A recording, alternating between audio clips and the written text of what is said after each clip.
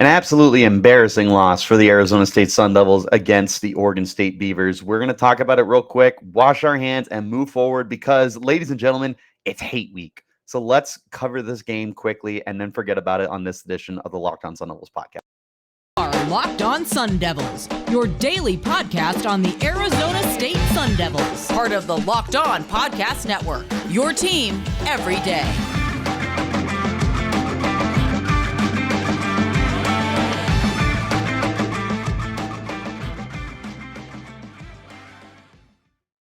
Hello, all you crazy Sun Devil fans. What's going on? My name is Richie Bradshaw, and I will be your guide for everything Arizona State Sun Devils on the Locked On Sun Devils podcast. Thank you guys so much, as always, for making us your first listen of the day. Remember to check the podcast out wherever you get your podcasts, including YouTube. If you want to see us in a visual platform, of course, wherever you're getting those podcasts, hit like and subscribe. Turn on notifications. I get an update whenever we post new content. To stay in touch with that content, follow me on Twitter. You can get me at RichieBrats36, and you can find the podcast as well at LO_Sun Devils. All right, guys, we gotta talk about this game once and then just move on because there is a whole lot of nothing to talk about with this game for Arizona State playing the previously ranked number 23 Oregon State Beavers. They will be updated on their rankings tomorrow night, where they should move up now that they're an 8-3 football team. The Sun Devils struggle against the Beavers. In Corvallis. In Tempe, typically they don't have any issues. However, this is a pretty gosh darn good Beavers team. They were 7-3 coming into this game. They had a high scoring offense and a really good defense that not a lot of people gave enough credit to. And they absolutely showed out against the Sun Devils, where they were able to bring down Trenton Bourguet several times, or I guess they only got him once for a sack, but they were just all over him, harassed him all day, took away just about everything that the Sun Devils wanted to do offensively. You had a really good day out of Valladay, not a surprise to anyone. Outside of that, the Sun Devils had less than 200 yards of offense from players not named Valladay. Trenton Bourguet looked, I'll call a spade, as the famous Richie Bradshaw has said several times. He looked bad. Trenton Bourguet looked really bad in this game. He was averaging less than 4 yards per attempt. He was averaging just over 6 yards a completion. He went 20 of 32 for 122 yards. No touchdowns, no interceptions, and an inability, seemingly, to throw past the sticks and challenge the defense. Oregon State has a really good defense. They've got ball hawk players in that secondary. So I understand the unwillingness to challenge them deep, right? But at the same time, you still need to be able to make plays. And they just did not do that against this defense. And again, like you can credit the Beavers all day long, but at some point you as a team also need to realize that you need to start making better decisions. And Arizona State was not making good decisions. And once again, their third down efficiency was terrible. They were 5 of 14 on the day, so just over 33%, and went for it on fourth down 4 times, got 2 of them, solid 50%, but there was a lot of questionable play calling. Some of the play calling truly just left your head scratching, and you were wondering like what the point of that even was. There was like a 4th down and 9 at some point in the game. I can't remember when it was.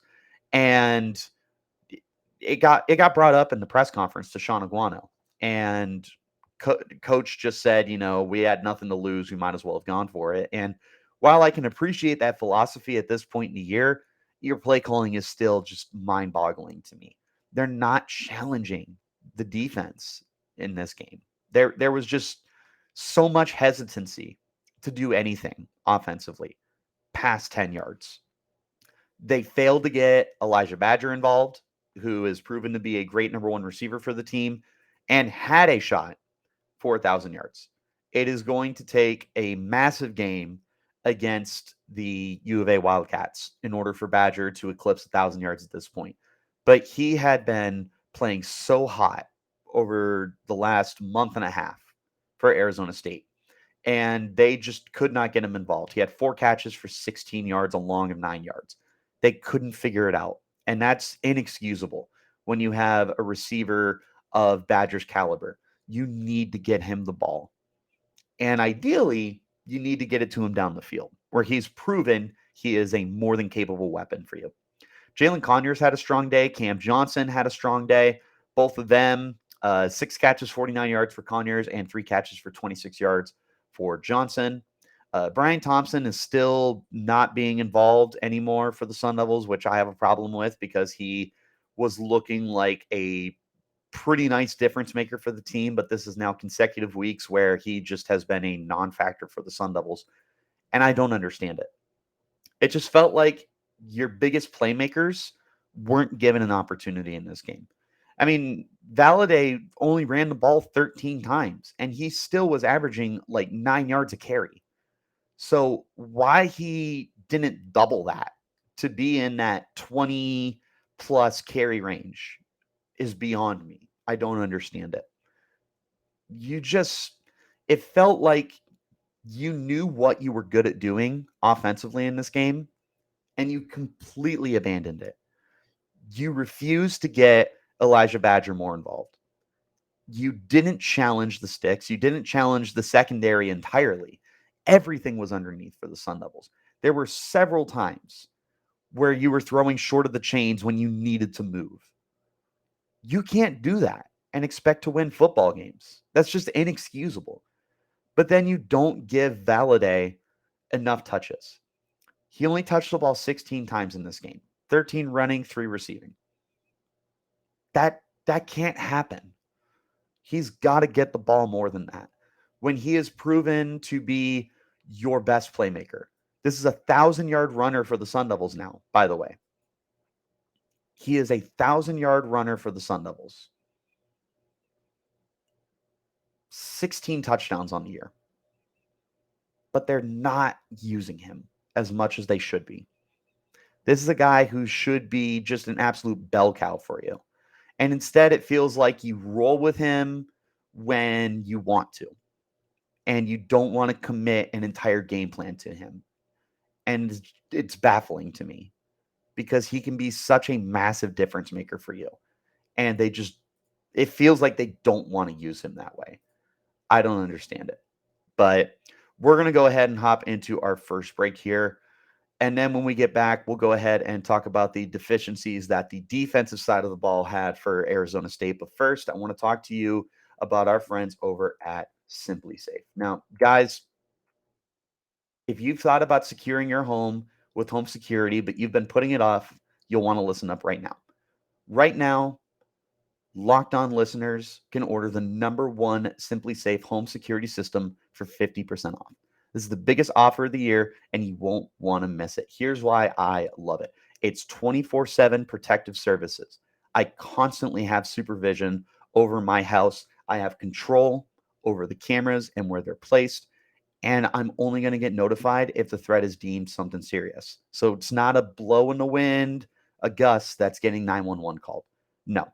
Instead, they have some of the best professional monitoring ever with Fast Protection. In an emergency, 24/7 professional monitoring agents use Fast Protect technology exclusively from SimpliSafe to capture critical evidence and verify the threat is real so you can get priority police response.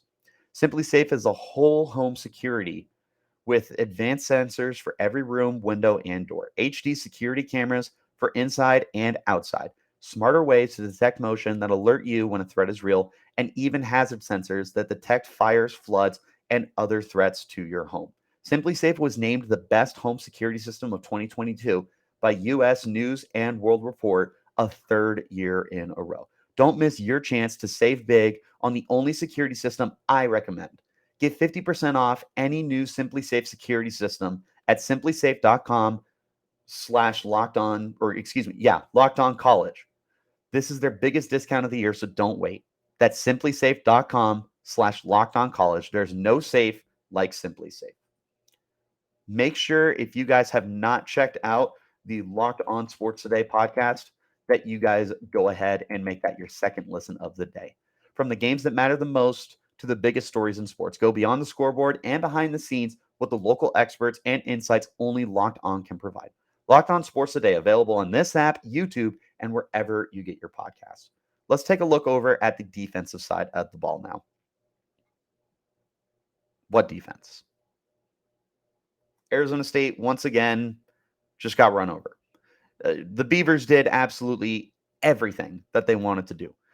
Damian Martinez, who is a very good running back for the Beavers, just had his way with the Sun Devils. He eclipsed 138 rushing yards, 6.3 yards per carry, and scored twice. He's been on a massive heater lately. It was his 5th consecutive 100-yard game for the Beavers. So don't feel too bad about Damian Martinez running you over. But the rest of the team looked good too. Ben Goldbrinson, the quarterback for them, was able to move around pretty freely. He recorded 36 rushing yards plus a touchdown of his own. And this is in spite of the fact that ASU was actually able to sack him twice. He was a very nimble runner for the Beavers on the day. They had tons of other guys that were able to give performances for 13 yards, 12 yards, 11 yards, 10 yards, just little contributions here and there. Nothing that needs to be exclusively talked about. Jack Velling, the tight end, had a really good day against Arizona State. The Sun Devils just constantly struggle against the tight ends, and this wasn't any different when Velling scored a 35-yard touchdown on the team. It just feels like the Sun Devils, one of their Achilles heels when it comes to the program is covering the tight end. That just was no different in this game, and Velling had a good day. Their receiver, Silas Bolden, also had a pretty good day for them. 5 catches, 54 yards. Overall, just very efficient for Oregon State. They truly didn't have any issues moving the ball any way that they wanted to. They had 221 yards passing through the air, and they had 222 rushing yards on the ground. So literally like a 50.01 split for this team. They just did whatever they wanted. 5.3 yards per carry on the ground too. They only committed 3 penalties, didn't turn the ball over, and they controlled the clock for 34 minutes and 17 seconds. It doesn't get better than that when you're asking for offensive efficiency from the team. This is one of the sorest performances from the defense that I've seen this year. They simply just couldn't get off the field. Don't be deceived by the Beavers only going 5 of 11 on third downs, because they truly had no issue just converting on first and second down. It felt like more often than not, they just rolled down the field. It had nothing to do with getting the third down, because it felt like they didn't get the third down very often. It felt like they were getting 5 yards, 6 yards, 7 yards on every play. And when you add that up, you're not getting to third down. So sure, Arizona State technically held the Beavers under 50% on their third down percentage. But I wouldn't feel good about it if I was the Sun Devils. 9.2 yards per pass. They were just so efficient with everything they wanted to do. And outside of Damian Martinez, they just got good performances across the board from all sorts of different people. Tyjon Lindsey had a really good day. 42 receiving yards, 13 rushing yards. They had Isaiah Newell had a solid day for them as well. They just were able to get production across the board from everybody. And when you have everybody contributing for you, it's going to be really hard to come up with ways to stop them. That was the case for Oregon State. The Sun Devils weren't able to force a turnover. That's just the second time that has happened this year, but it is consecutive games now that the Sun Devils defense was not able to get a turnover. Merlin Robinson looked really, really good in this game. He was able to get another sack for himself, which I believe was sack number 2.5 for him on the year. I was going to say 3, so technically I'm right. He looked really good. He was flying around the field. He made plays in the backfield, no issue. Corey Bethley, still a really good player, still plays with his heart on his sleeve, and sometimes that is going to bite you in the butt, and that felt like the case in this game. Nonetheless, Corey Bethley still had a solid game. Kyle Soley played incredibly frustrated throughout the game. You could just tell that he was pissed off the whole time. And right, wrong, or indifferent, his performance could have been better. And I think if it was better, maybe this is a slightly different game. But overall, the defense entirely was just completely outmatched by the Beavers in this game. There's really just no other way to really put it. Let's go ahead and hop into our final break. When we return, we'll go ahead and pick it up with just overall closing thoughts on this game for the Sun Devils before we move on. But first, we got to talk about our friends over at Nissan. Now, our friends at Nissan have come up with the thrilling moment in college football. The thrilling designs behind the new lineup from Nissan are intended to empower drivers and vehicles as capable as the drivers themselves. When I think of unbelievable abilities on the field for this week's thrilling moment, it has to be nothing from this game, but instead, it's Hate Week. And all I can think about is Keith Poole striking the pose up against Chris McAllister. McAllister, who would go on to be a Super Bowl champion and a first-round pick in the NFL draft, was dusted by Keith Poole, a very underrated Sun Devils legend. But in this game, gets a touchdown in the Territorial Cup, 1996. This was our Rose Bowl year with Jake Plummer. Keith Poole gets this catch, takes a little bit of a lick from McAllister, gets up, and what's he do? He just gets right in his face and strikes the pose. One of the best moments that the Sun Devils have had in the history of the Territorial Cup. And I thank our friends over at Nissan for providing us with this moment. This segment has been inspired by the thrilling new designs across Nissan's new lineup of vehicles. Pursue what thrills you in the all-new Frontier, Armada, or Pathfinder today. Available now at nissan.usa.com. One more time for me, guys. Check out the Locked On Sports Today podcast if you haven't already. The biggest stories of the day, instant reactions, big game recaps, and of course, the take of the day. Available on the Odyssey app, YouTube, and wherever you get your podcasts. Final closing thoughts on this game before we put it in our rear view forever and just move on and forget about it, because that's the way that the Sun Devils felt about this game when we talked to Coach Aguano at the end of the game for the final press conference for the final home game of the year. He said, flush this game. We're moving on to U of A. The team felt disinterested in this game, and you could tell. The way they talked about it post-game, where they just wanted to move on, it felt like this team had mailed in this game before kickoff. That's exactly the product that you saw on the field. Was a team that mailed it in and just didn't care. They were already thinking ahead to this weekend against U of A. One sense, you can't blame them. This is a huge game. It has nothing to do with bowl stakes because U of A is officially bowl ineligible after losing to Wazoo this weekend. Instead, this is all about pride. This is simply for the cup. A 3-win Sun Devils team against a 4-win U of A team. There's nothing here but pure hatred for each other. And you know that the Sun Devils were thinking about it. The Sun Devils are riding a 5-game winning streak. They want to make it 6. They want to go down to Tucson, and they want to keep the cup. They want to hold on to it. They don't want to give it up. They never do.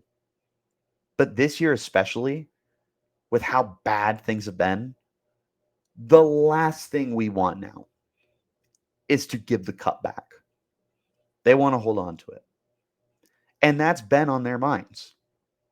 And it felt like that was on their minds during this game. It felt like they were more concerned with next week than they were this week. It didn't feel like a prepared team. It didn't feel like the Sun Devils had an interest in this game the way that they should have. These things happen. But it's time to flush it and move on. There's nothing we can do at this point.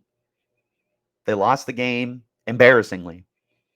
They were just absolutely handed themselves on a platter for 60 minutes. So it's time to move on. There's nothing we can do about it. It was a bad game. Call a spade, as a famous Richie Bradshaw has said before. Got to move on. You got to figure out Any positives from this game to take? Mainly Xazavian Valladay. And you got to figure out what needs to be thrown right in the trash. The biggest question right now, are you going to stay with Trenton Bourguet? There's one game left. Bourguet was really bad in this game, and you've already benched him once. Is he still your guy? That's what we need to know with this final game coming up. Is he your guy? We're going to learn a lot about this team for 2023 and beyond this week against U of A. We're going to find out what this team is made of, what they want moving forward. There's a lot at stake in this game. We're going to see what this team is made of. But until then, you take this Oregon State game, flush it, and move on. It's a bad game. Very few positives to take away from it. Leave it at that. And that's where we're going to leave it. So thank you guys so much, as always, for making us your first listen of the day. Remember, the podcast is free and available on all platforms, including YouTube. If you want to check us out in a visual platform, wherever you're getting your podcast, hit like and subscribe and turn on notifications so you get an update whenever we post new content. Stay in touch with that content by following me on Twitter. You can get me at Richie Bradshaw36, and you can get the podcast as well at LO_Sun Devils. But until next time, guys, you keep it locked right here on Locked On Sun Devils.